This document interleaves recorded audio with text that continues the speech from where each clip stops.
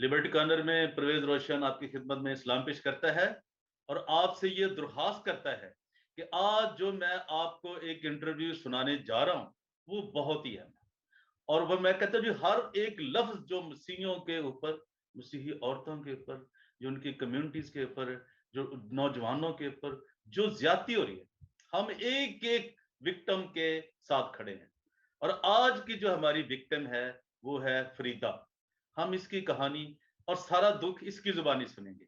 तो मेरी आपसे ये दरख्वास्त है, इससे पहले कि मैं हमको दावत दूं, लिबर्टी कॉर्नर में परवेज रोशन आपको सलाम पेश करता है और ये आपसे रिक्वेस्ट करता है कि अभी तक अगर आपने मेरे चैनल को डीजीए BKK 2020 को आपने अभी सब्सक्राइब नहीं किया तो जरूर करें, लाइक करें, शेयर करें और अपने कमेंट्स से मुझे जरूर नवाजें ताकि मैं आपके लिए अच्छा काम कर सकूं और आपको अच्छी इंफॉर्मेशन दे सकूं। तो मेरी दरख्वास्त है आपसे कि आप जरूर इस वीडियो को शेयर करें और ये पैगाम तमाम लोगों तक पहुंचाएं ताकि मसीही कौम पर होने वाले बेटियों के ऊपर जो गैर कौम तो करती हैं, जो अपने कर रहे हैं, उन तक भी हम वो भी उनको बेनकाब किया जा सके कि मसीही लड़कियां बेचारी किस तरह जिंदगी गुजारती हैं। तो आइए हम वेलकम करते हैं फरीदा का, जो कि लाहौर की रहने वाली हैं, पाकिस्तान की। तो आइए हम इनको वेलकम करते हैं और इनकी सारी जो स्टोरी है, जो इन पे बीती है, जो इनका दुख है, इन्हीं की जुबानी सुनते हैं। आइए फरीदा को हम वेलकम करते हैं। तो आइए हम मिलते हैं फरीदा से, जो कि एक विक्टिम है, एक बहुत ही उनके साथ ज्यादती हुई है। तो मेरे तमाम जो सब्सक्राइबर्स हैं, मेरे देखने वाले हैं, प्यार करने वाले हैं, तो हमने आज दावत दी है फरीदा को। आज हमारे प्रोग्राम में लिबर्टी कॉर्नर में फरीदा मौजूद हैं और जो उन पे बीती है वो खुद हमें इससे आगाह करेंगी। तो हम वेलकम करते हैं फरीदा का कि वो हमारे प्रोग्राम में तशरीफ लाई। हम इनको सलाम पेश करते हैं कि हमारे प्रोग्राम में उन्होंने ये मुनासिब समझा कि हमारे साथ मिलकर अपनी जंग को लड़ सकें, क्योंकि हमेशा हम विक्टिम के साथ खड़े होते हैं। तो जी फरीदा, आप अपना तारफ करवाइए, नाम बताइए और आप कहाँ रहते हैं ये भी बताइए। जी, मेरा नाम फरीदा सरदार है और मैं गांव बाट की रहायशी हूँ और अभी मैं बेसिकली लाहौर में रह रही हूँ यहाँ पे किसी बिशप साहब के घर में। तो मेरे साथ असल में बहुत इतना कुछ हो रहा है कि मतलब मेरे अपने ही बहन भाई जो हैं वो मुझे जीने का हक नहीं दे रहे। और मेरा एक बड़ा भाई है यूसुफ सरोया, जिसको उन्होंने जेल में डाला हुआ है मर्डर केस के अंदर, और उसको बाहर नहीं निकलने दे रहे और मेरी शादी नहीं होने दे रहे। और जिसकी वजह से जो है मैं बहुत स्ट्रगल कर रही हूँ। और मैं अपने भाई को अगर मैं उसका केस परस्यू करती हूँ तो उसकी वजह से मुझे वो रोकते हैं, मेरे बहन भाई जो हैं, ताकि मैं उसके केस परस्यू ना कर सकूं। और फिर मैं शेफ हूँ, अगर मैं जॉब करती हूँ तो मैं केस नहीं परस्यू कर सकती, और अगर केस परस्यू करती हूँ तो फिर मैं जॉब नहीं कर सकती।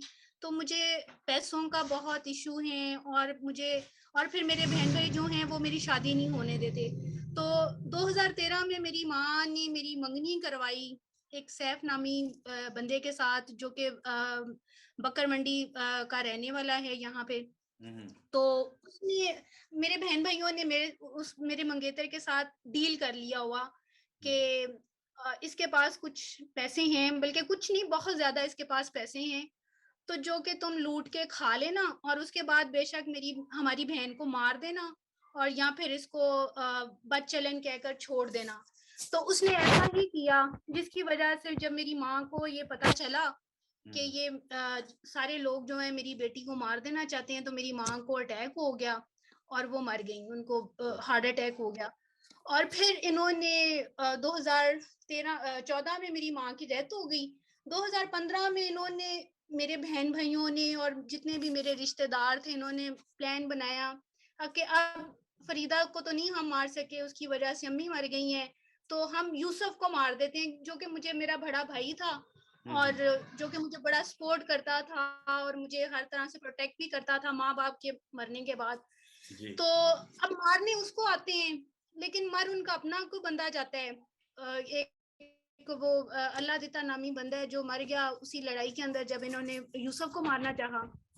नहीं, आप, जब वो मैंने मरा कहा तो था, मेरा सवाल ये था कि आप अपना इंट्रोडक्शन कराएं पहले। आपने अपनी बात शुरू कर दी, बहुत अच्छा, चलिए कोई बात नहीं। आप मुझे बताएं, जो लोग आपको मारना चाहते हैं या जो आपके मुखालिफ हैं वो भी क्रिश्चियन है? हाँ जी, हाँ जी, बहन भाई हैं मेरे, मेरे सगे बहन भाई हैं। एक मेरा भाई जो शहजाद सरोया है वो जी जी। मेरा भाई है, और फिर एक बहन है फेमीदा चांद, क्यू ब्लॉक में उसकी शादी हुई हुई है। हम्म और इन्होंने मेरे भाई को भी जो है फंसाया हुआ है, और मुझे उसका केस भी नहीं करने दे रहे, और मेरी शादी नहीं होने दे रहे। वो ये समझते हैं कि अगर मेरी शादी हो जाएगी तो फिर जो मेरा लाइफ पार्टनर होगा वो इजीली सारे जो मसले हैं उनको सॉल्ट आउट कर लेगा, और ये जो है ये सभी फिर बाहर निकल आएगा। लेकिन वो मेरी उनके पास एक बड़ा अच्छा मौका है कि वो शादी ही नहीं होने देते मेरी। कोई भी यहाँ पे भी मैं बात चलाती हूँ या बात करती हूँ तो वहीं पे जाके वो या तो डील कर लेते हैं या फिर उनको ये कह देते हैं कि ये ठीक नहीं है, कैरेक्टरलेस है ये, जैसा कि मेरे मंगेतर ने किया। तो यही सीन की वजह से जो है मेरे मंगेतर ने मुझे छोड़ा, फिर उसने मेरे ऊपर कसम उठा ली, फिर उसकी पकार हुई जो मैंने आपको केस भी सेंड किया हुआ है।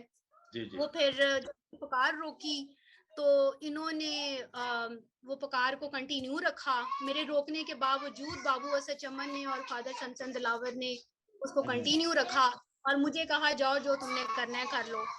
लेकिन मैं फिर इतनी मैं अपसेट हो गई, इतनी मैं हेल्पलेस हो गई।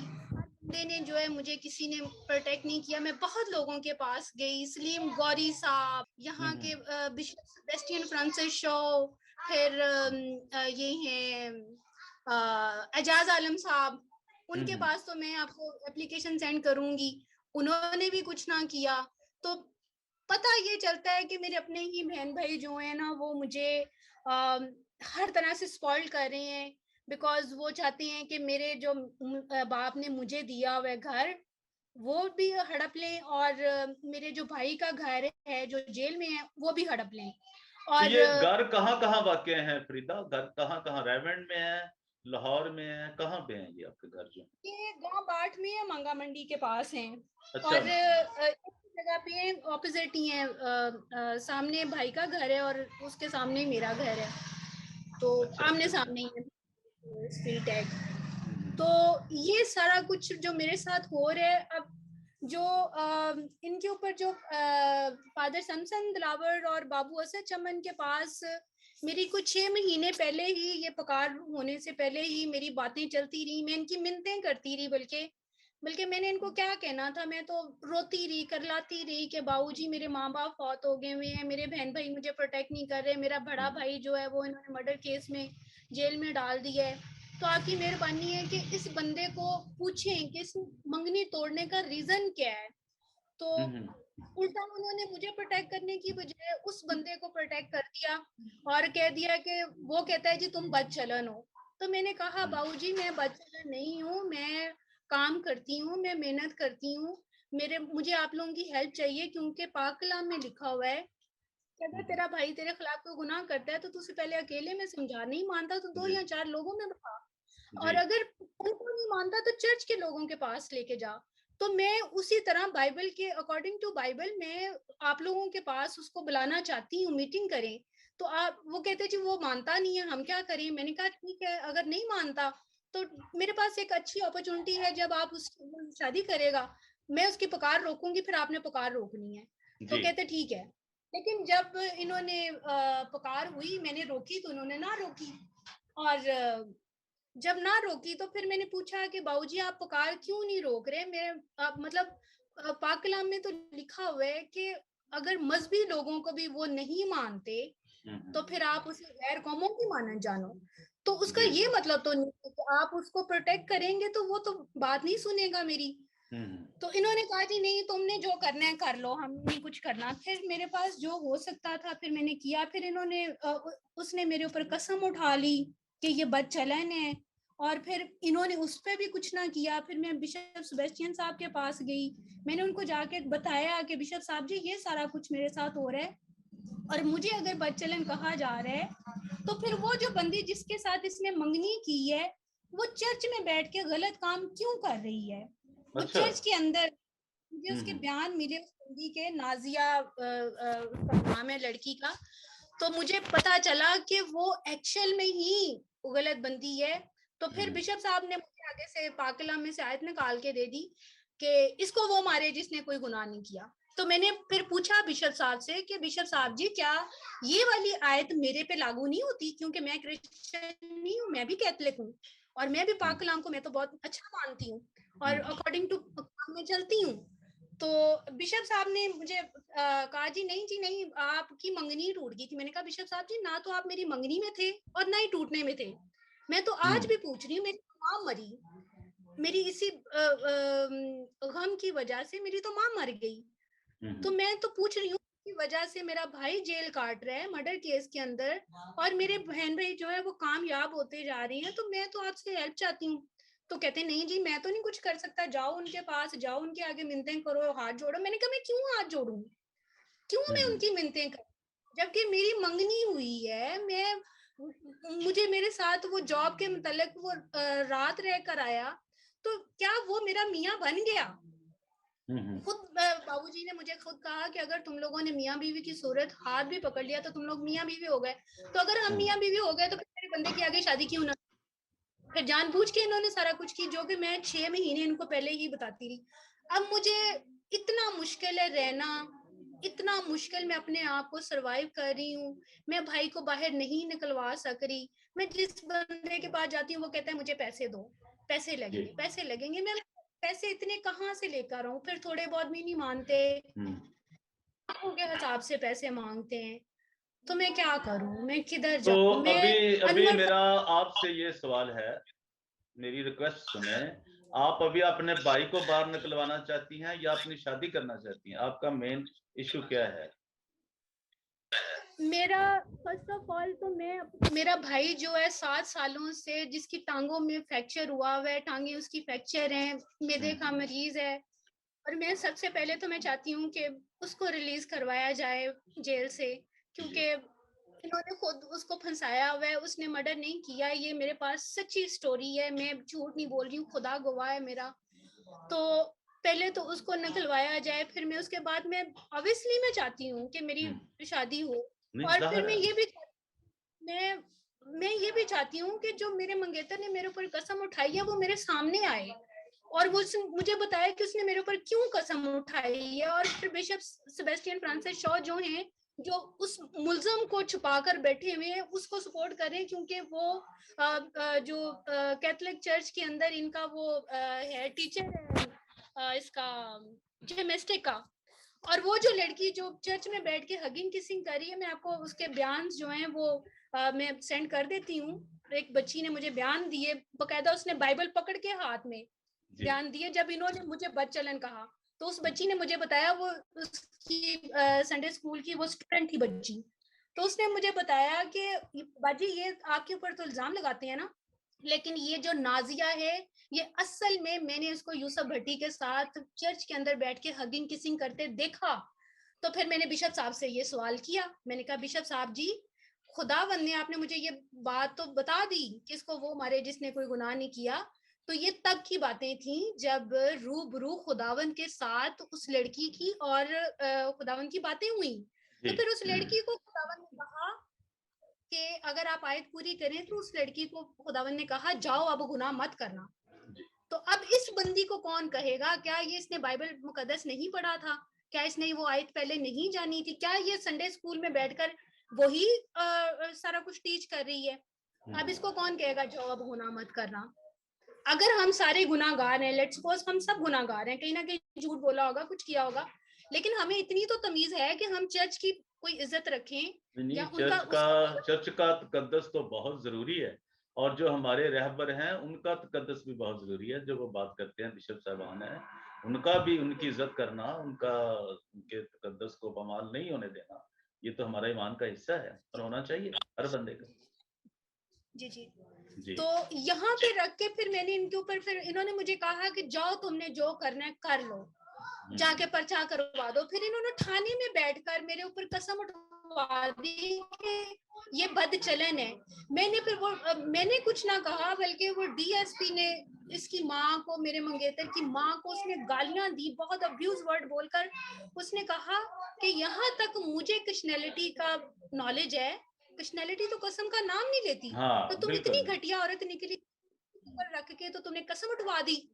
क्या ये जो सवाल या ये जो आंसर डीएसपी ने दिया, वो बिशप साहब का राइट नहीं था? बिशप सेबेस्टियन साहब का राइट नहीं था कि उस औरत को बुलाता, सामने फेस टू फेस बैठाता और पूछता कि तुमने क्यों कसम उठाई है?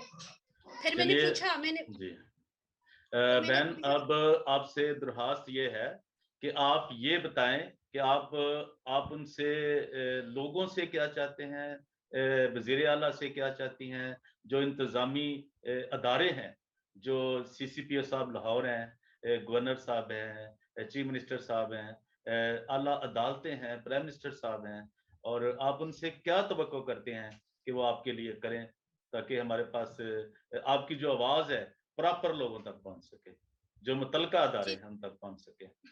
बिल्कुल, मैं चाहती हूँ, मैं वज़ीर आज़म साहब से मेरी दरख्वास्त है कि मुझे सुना जाए और मेरा भाई जिसने मर्डर नहीं किया, जो इनोसेंट है, उसको बाहर निकाला जाए।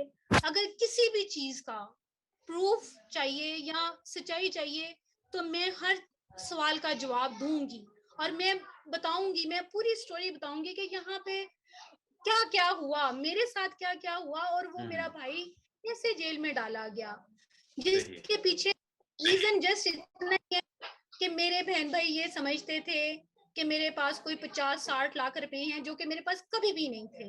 ये मुझे बहुत बड़ी गाली देते थे ये रख कर कि मेरे पास इतना ज्यादा पैसा है। मेरे मंगेतर के साथ भी यही डील किया हुआ था कि इसके पास बहुत ज्यादा पैसे हैं, वो तुम लूट के खा लेना, बेशक इसको मार देना या इसको बदचलन कह के छोड़ देना, जो कि उसने वैसा ही किया। जो सुनकर मेरी माँ को अटैक हुआ, वो मर गई बेचारी। जी जी जी। तो इतना जुल्म, इतना जुल्म। अब मेरे घर में से मैं आपको वीडियो सेंड कर सकती हूँ, मैं अपने घर जाती हूँ, मुझे दिलकारा आ जाता है, मुझे ऐसे ऐसे अब्यूज वर्ड बोले जाते हैं कि जिनका मुझे कभी पता भी नहीं था। तो मैंने बहुत अच्छे लोगों के साथ, मैंने बड़ी अच्छी अच्छी फैमिलीज के साथ मैंने जॉब्स की है। परवेज खटक साहब की जो बेटी है राबिया अदनान, उसके साथ मैंने जॉब की हुई है। फिर आईजी साहब की बेटी है सामिया राजी, उसके साथ मैंने जॉब की हुई है। फिर ये इधर हैं मुमताज बख्तावर वाले हैं, मोमना मैडम हैं, उनकी बहू है मुमताज बख्तावर वालों की, उसके साथ मैंने जॉब की है। जितने भी अच्छे पर्टिकुलर लोग हैं उनके साथ मैंने की हुई है जॉब। बट मैं बदचलन नहीं हूँ, मैं गुनाहगार नहीं हूँ, मैं झूठी नहीं हूँ, मैं मेहनत करती हूँ, मुझे मेहनत करनी आती है। मैंने अपनी दरखास्तों के अंदर भी लिखा है और मैंने एजाज आलम साहब को तो मैंने बैठ के मैंने मीटिंग की कि एजाज आलम साहब मैं गलत नहीं हूँ, मुझे ऐसे ना रोंदे। हारून साहब जो हैं, हारून जो एमपी हैं हमारे यहाँ पे के, वहां मैं को हजारों बार गई हूँ। मैंने इनको, और हर बंदा जो है वो मुझे एग्जाम्पल दे देकर जो है मेरे से पैसे चाहता है, मैंने इनकी मिन्नतें की हैं कि मेरे पास पैसे नहीं है। वो 50 लाख जो मेरे ऊपर इल्जाम है, मैं कहाँ से लाऊंगी? फिर मुझे अच्छा, अभी थैंक यू वेरी मच, आपने जो बातें की हैं आप ये ईमान के साथ कह सकती हैं कि जो कुछ आप बोली हैं आप सच बोली हैं, क्योंकि अब बहुत से लोग सुनेंगे, पूरी दुनिया सुनेगी। बिल्कुल, ये